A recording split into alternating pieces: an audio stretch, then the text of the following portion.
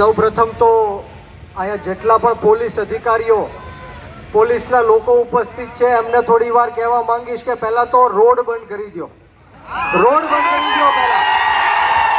બધા લોકો જે પાછળ ઊભા છે એ આગળ આવી જાઓ ભાઈ.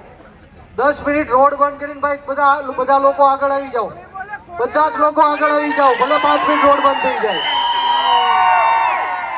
નજીક આવી જાઓ ભાઈ, નજીક આવી જાઓ, બધા નજીક આવી જાઓ, નજીક આવી જાઓ. હા વિજરાજભાઈ, હા કદાચ એમ્બ્યુલન્સ આવે તો એનો રસ્તો આપજો.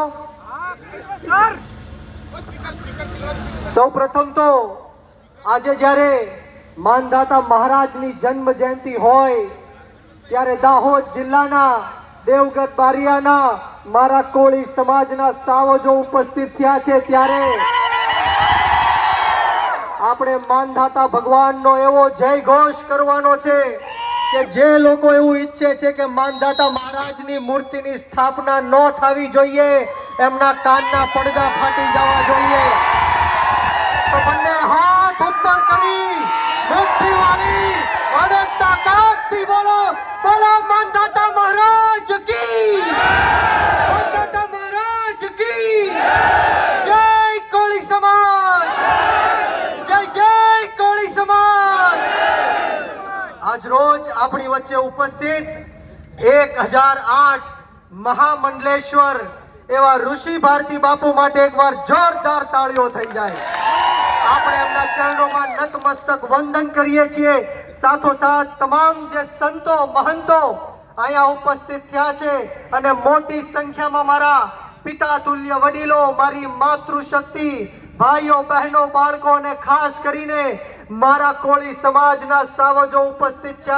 ત્યારે હું બ્રિજરાજ સોલંકી આપ સૌનું આ વીર માનધાતા મહારાજની જન્મ જયંતિમાં ખૂબ ખૂબ સ્વાગત કરું છું. આપ સૌનો ખૂબ ખૂબ આભાર વ્યક્ત કરું છું.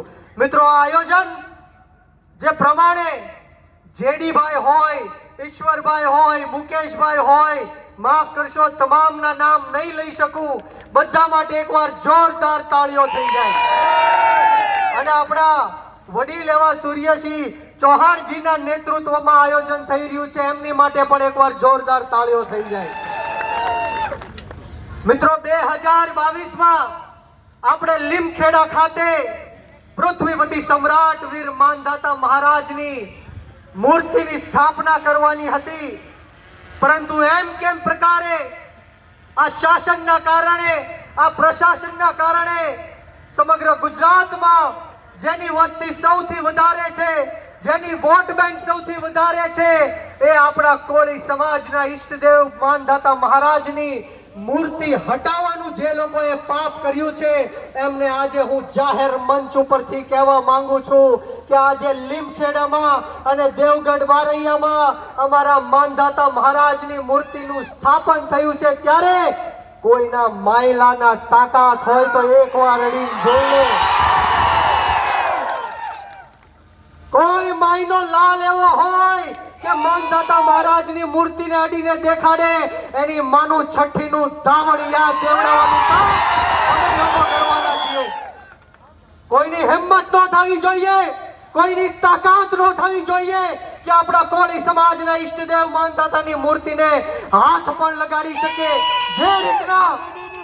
જે રીતના વર્ષોથી આ કોળી સમાજ ઉપર અન્યાય અને અત્યાચાર કરવામાં આવ્યો છે, ત્યારે આપણે સૌએ નાત જાત ભેદભાવ, ભાષા, ધર્મ, જ્ઞાતિ, જાતિ બધું જ ભૂલીને એક થવાની જરૂર છે, વ્યસન મુક્ત થવાની જરૂર છે, શિક્ષિત થવાની જરૂર છે. હમણાં જ બાપુએ કીધું કે મહુવા તાલુકાના બગદાણા ગામની જે ઘટના આપણે જોઈ, એમાં દુઃખ સાથે કહેવું પડે કે આપણા કેબિનેટ મંત્રી હોય, બે રાજ્ય કક્ષાના મંત્રી હોય, 15 ધારાસભ્ય હોય, 3 સાંસદો હોય, છતાં પણ એક સામાન્ય પીઆઈ કક્ષાનો અધિકારી પણ કોળી સમાજ ઉપર જે ન્યાય ને અત્યાચાર થયો છે એની ફરિયાદ લેવામાં આવતી નથી. ત્યારે હું આપ સૌને જાગૃત કરવા આવ્યો છું.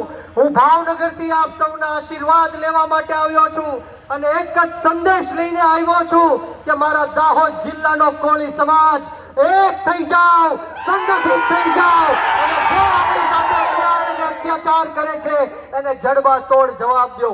આજની સભામાં મેં જોયું કે મંચ ઉપરથી જાહેર આમંત્રણ હતું, બધા જ લોકોને બોલાવ્યા હતા અને કીધું હતું કે કોઈ રાજકીય વાત કરવાની નહીં, પરંતુ દુઃખ સાથે કહેવું પડે કે અમુક ચોક્કસ આ પાર્ટીના ગુલામો ના છૂટકે પાર્ટીની અને નેતાઓની વાત કરે છે, ત્યારે બોલવું હોય તો બ્રિજરાજ સોલંકી પણ ઘણું બોલી શકે છે, પણ મારી જે લગામ છે એ સંતો મહંતોના હાથમાં છે. બાકી હું પણ એટલું બોલી શકું છું કે કોઈના કાનમાંથી લોહી નીકળી જાય એટલું હું પણ બોલી શકું છું. ત્યારે મારે કોઈનો વિરોધ